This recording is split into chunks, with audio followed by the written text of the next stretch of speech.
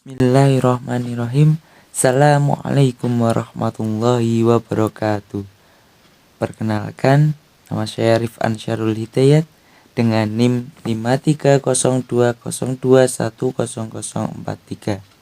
Di sini saya akan mencoba menjelaskan tentang penyusunan kerangka penulisan karya ilmiah dan konstruksi gagasan guna memenuhi tugas ulangan tengah semester mata kuliah penulisan karya ilmiah. Langsung saja memasuki pembahasannya. Kerangka penulisan karya ilmiah. Apa saja sih kerangka yang ada di dalamnya? Yang pertama yaitu bab pertama, pendahuluan. Di dalam bab pendahuluan terdapat latar belakang masalah, rumusan masalah, hipotesis, tujuan penulisan, manfaat penulisan, dan sistematika penulisan. Kemudian di bab 2 ada landasan teori. Yang bab ketiga ada metodologi penulisan. Di dalam metode penulisan ini ada metode penelitian, teknik pengambilan data, teknik sampling, teknik analisis. Terus dilanjutkan bab keempat yaitu hasil dan pembahasan. Kemudian bab kelima penutup yang berisi kesimpulan dan saran. Yang terakhir yaitu daftar pustaka. Bab 1 pendahuluan. Bagian pertama dalam bab pendahuluan yaitu latar belakang masalah. Sesuai dengan namanya, pada bagian ini penulis akan menjelaskan mengenai latar belakang mengapa suatu tema dijadikan pilihan. Secara umum pada latar belakang masalah penulisan akan memaparkan kesenjangan antara harapan dan kenyataan. Kesenjangan yang dipaparkan ini bisa secara teoritis dan bisa juga secara praktis. Selain itu juga memaparkan hal lain yang mendukung pemilihan masalah penelitian.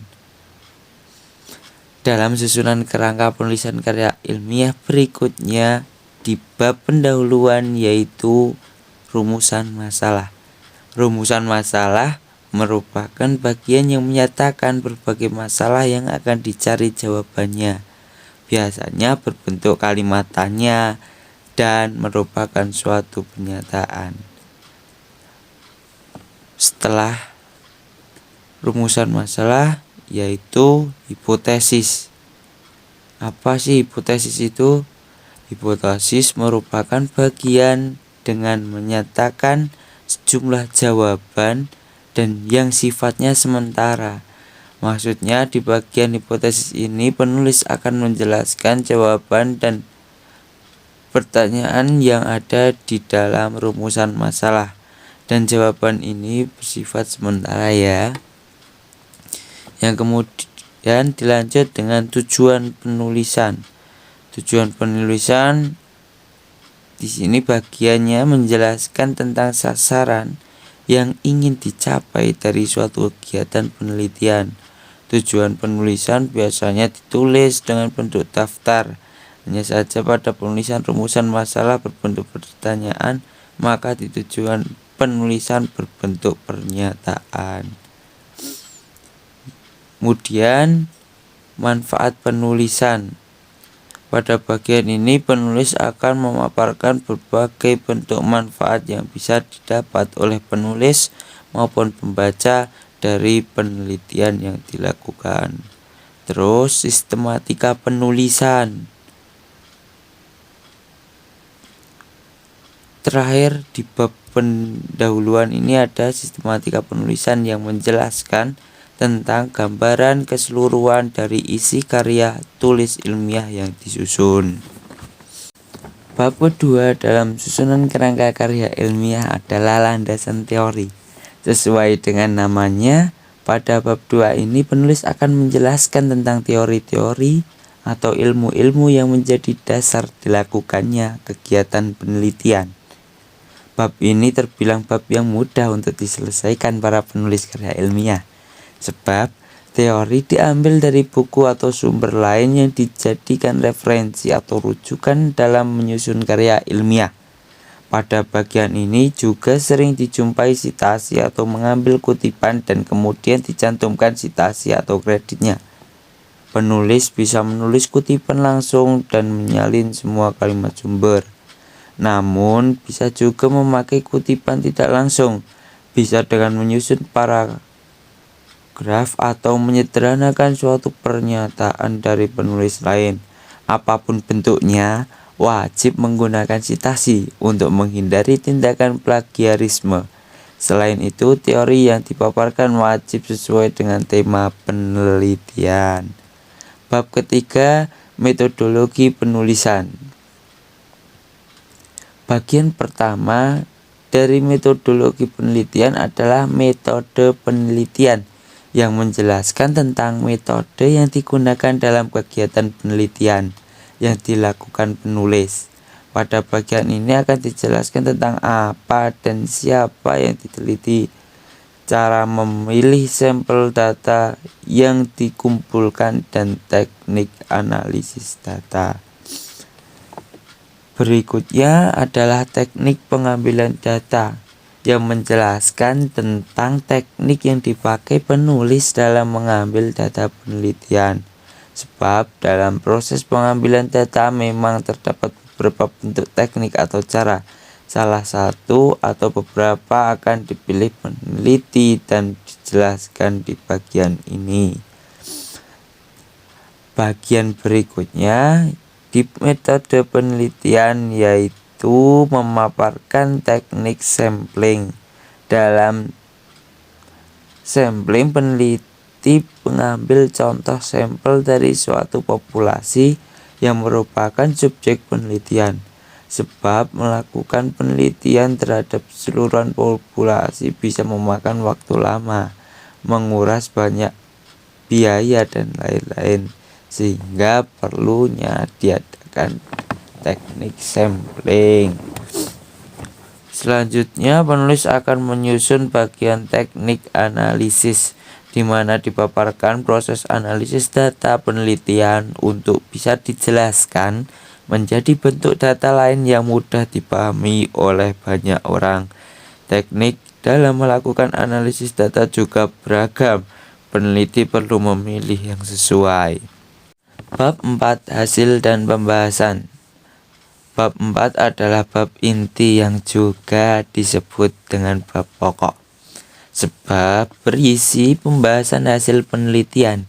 Jadi hasil penelitian yang dilakukan selama berbulan-bulan akan dipaparkan pada bab ini secara lengkap, detail, menyeluruh, dan tentunya tetap sistematis. Sebagai bab inti, maka bab pembahasan ini biasanya yang paling dicermati oleh penilai atau penguji. Jadi untuk mahasiswa tingkat akhir biasanya bab 4 menjadi poin utama dalam meraih nilai tinggi saat sidang skripsi digelar, sehingga harus teliti dan memastikan isinya menyampaikan betul data hasil penelitian, bukan rekayasa. Bab 5, penutup. Bab berikutnya dan merupakan bab terakhir dari rangkaian kerangka penulisan karya ilmiah berisi kesimpulan dan saran. Bagian pertama dari bab penutup adalah kesimpulan yang memang menjelaskan kesimpulan dari hasil penelitian yang dipaparkan di bab pembahasan. Isinya akan menjelaskan kesimpulan dari hasil penelitian yang diperoleh dan digunakan untuk menjawab rumusan masalah dan hipotesis. Yang kedua, bagian berikutnya adalah saran, yang berisi saran dari penulis terhadap semua pihak yang terkait dengan penelitian yang dilakukan.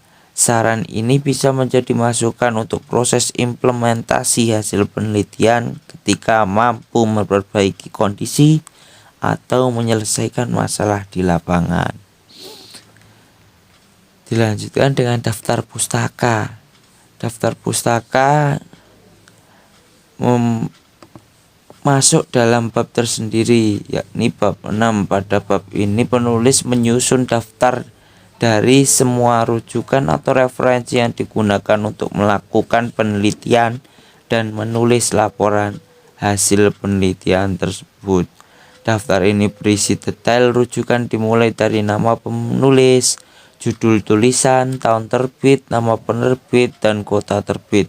Aturan untuk penulisan daftar pustaka juga diatur ketat, dan setiap penulis perlu mengikuti aturan tersebut, sehingga menjadi daftar pustaka yang baik dan benar. Dilanjut dengan pembahasan konstruksi gagasan. Gagasan pokok. Gagasan pokok adalah ide atau hasil pemikiran utama dalam sebuah paragraf. Karena paragraf adalah kumpulan dari banyak kalimat, maka setiap paragraf pasti memiliki gagasan pokok dan gagasan pendukung. Gagasan pokok juga sering disebut dengan nama gagasan utama, ide pokok atau ide utama, pikiran pokok atau pikiran utama, inti paragraf atau inti masalah, kemudian topik utama. Gagasan pendukung. Gagasan pendukung adalah ide tambahan, uraian atau informasi pelengkap yang disampaikan untuk menjabarkan ide pokok. Jika ide pokok hanya disampaikan dalam satu kalimat utama, maka ide pendukung bisa disampaikan dalam banyak kalimat. Gagasan pendukung juga memiliki nama lain. Berikut nama lain dari gagasan pendukung, yaitu gagasan tambahan, ide pendukung atau ide tambahan, pikiran pendukung atau pikiran tambahan, paragraf penjelas, topik uraian. Ciri-ciri gagasan pokok dan gagasan pendukung. Gagasan pokok memiliki ciri-ciri sebagai berikut. Mendominasi bahasa dalam paragraf. Topik utamanya bisa dijelaskan secara terperinci lewat kalimat-kalimat penjelas. Jika berdiri sendiri dalam satu kalimat, maka kalimat tetap memiliki arti yang jelas. Jika letaknya di akhir paragraf, maka biasanya ditekankan dengan kata kunci seperti sebagai kesimpulan, oleh karena itu, yang terpenting, jadi. Kemudian gagasan pendukung memiliki ciri-ciri sebagai berikut. Berada di dalam kalimat-kalimat yang menjelaskan gagasan pokok. Kalimatnya bisa berupa contoh, data, kronologi, kejadian, atau uraian lainnya. Kemudian cirinya lagi yaitu karena sifatnya yang rinci dan khusus. Jika gagasan pendukung berdiri sendiri dalam satu kalimat, maka kalimatnya tidak bisa mencerminkan keseluruhan isi paragraf. Mungkin cukup sekian penjelasan dari saya. Bila masih ada banyak kesalahan, saya mohon maaf sebesar-besarnya. Billahi taufiq wal hidayah. Wassalamualaikum warahmatullahi wabarakatuh.